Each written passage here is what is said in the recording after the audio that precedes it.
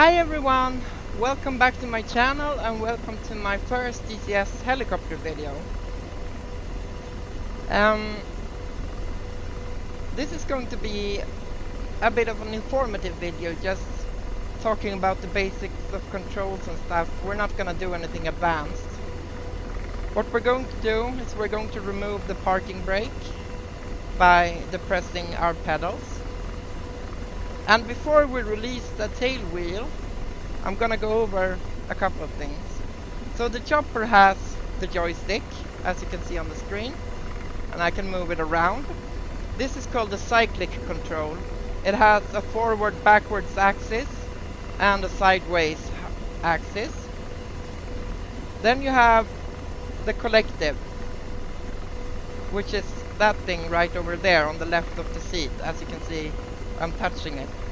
What this thing does is it's basically it's the helicopter's version of a gas pedal. If you raise the collective, you increase the lift of the main rotor, and you're able to get up in the air, you're able to hover, and as you depress it, the helicopter will lose lift and eventual forward thrust, and your chopper will descend. Then you have the pedals. You can see them underneath those monitors. Now these pedals are really important because they're called the anti-torque pedals. They counter the torque being imposed on the fuselage by the main rotor. And the helicopter is really difficult because each time you change anything, you have to go to compensate with the two other different input controls. So we're just gonna take off. I'm gonna show you what happens when you do it the arcade style way, like you're flying a helicopter in, I don't know, Battlefield or Far Cry or GTA.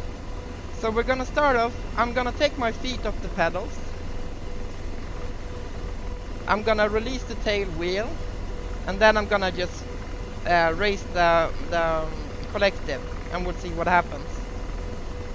So as soon as we release the tail wheel, we start to spin.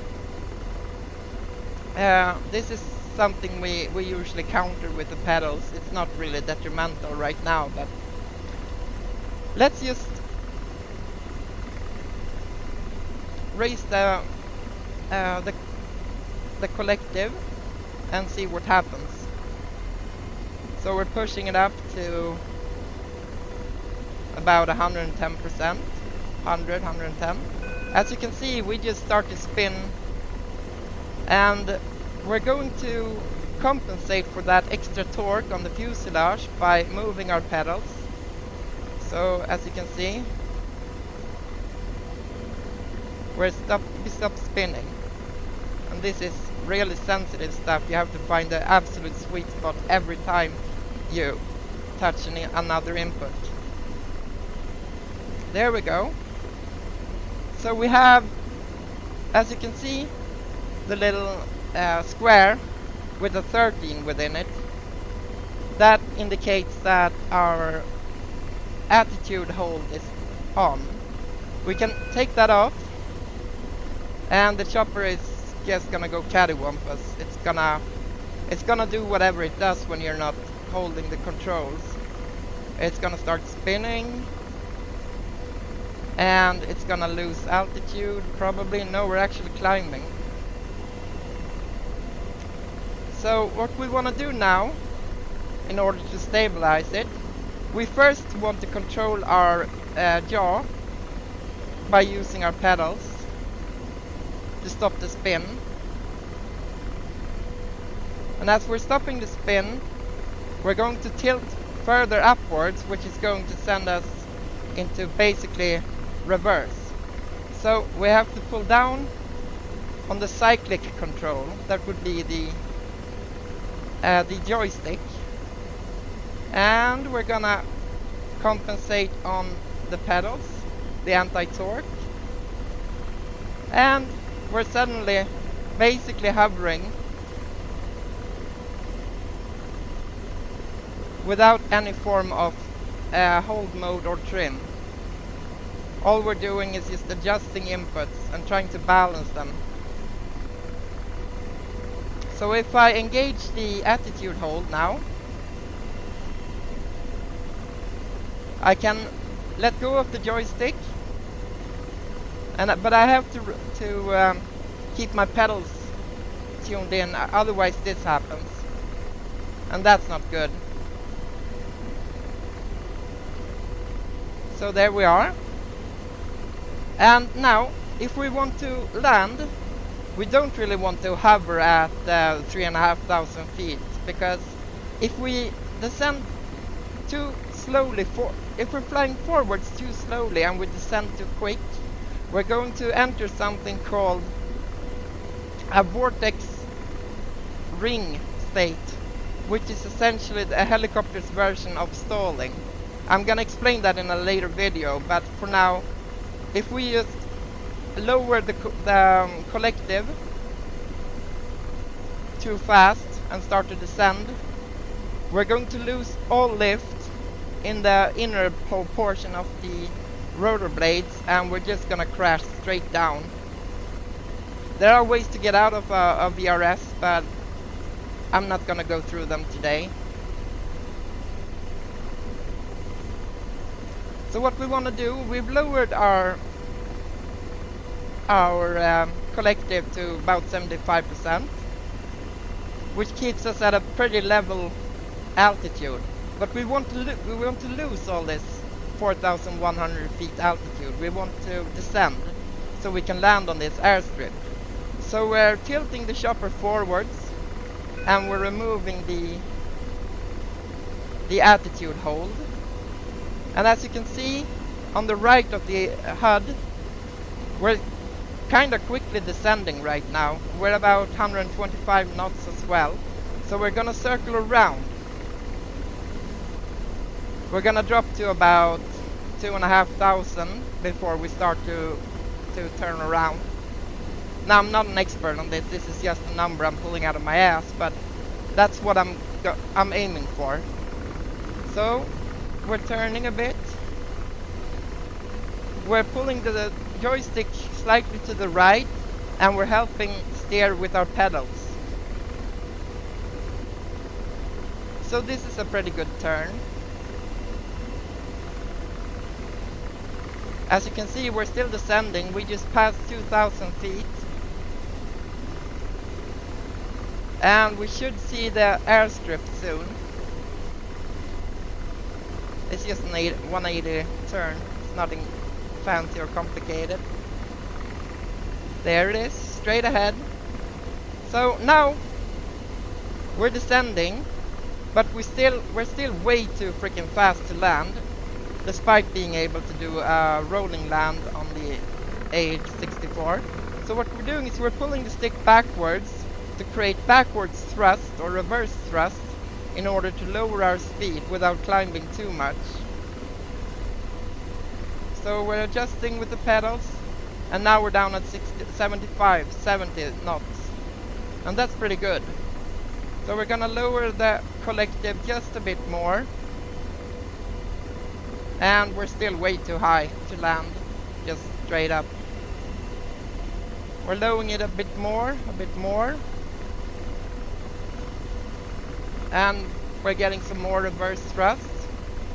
60 knots, 50 knots, 45, 40. So this is pretty good so far.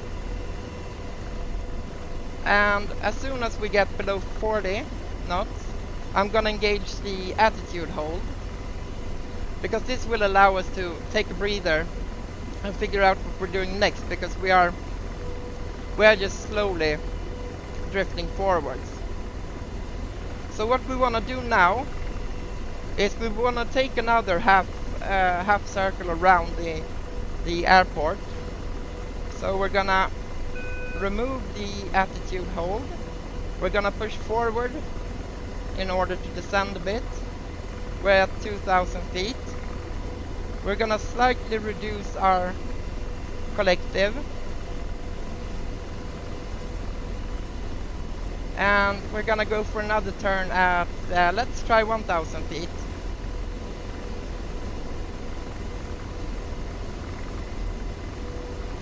this is one of the first times I'm actually doing this in this chopper.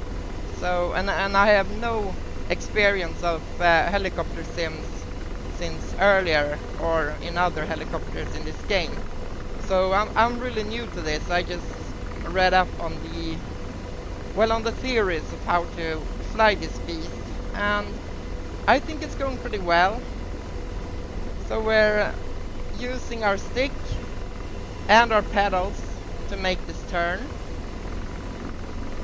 and we're coming in a decent angle. We're coming in very fast,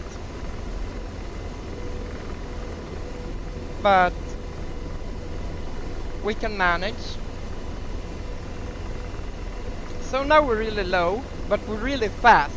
So what we need to do is pull back on the stick, and we're going to gain some altitude. But at least we're reducing the speed, and this is still fine altitude. So we're really slow, we're engaging the attitude hold, we're compensating with the pedals for our lower speed and higher upwards thrust, or lift, sorry, not thrust, lift.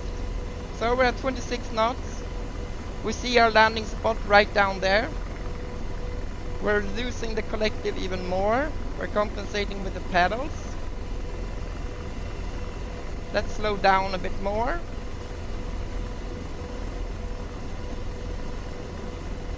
And as we're slowing down, we don't even have to touch the collective. We have to compensate with the pedals. And we're at 350 feet, 340, 330. So we're going down pretty fast. So let's increase the collective just a slight bit, because this is going to be a really rough landing if we're going down like 3 meters a second. And our pedals.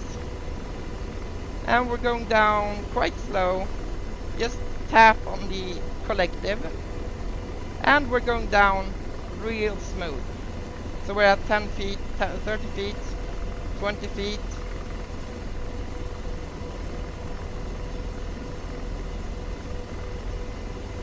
18, 17, 16, 15 feet. And we're going to bring her down here.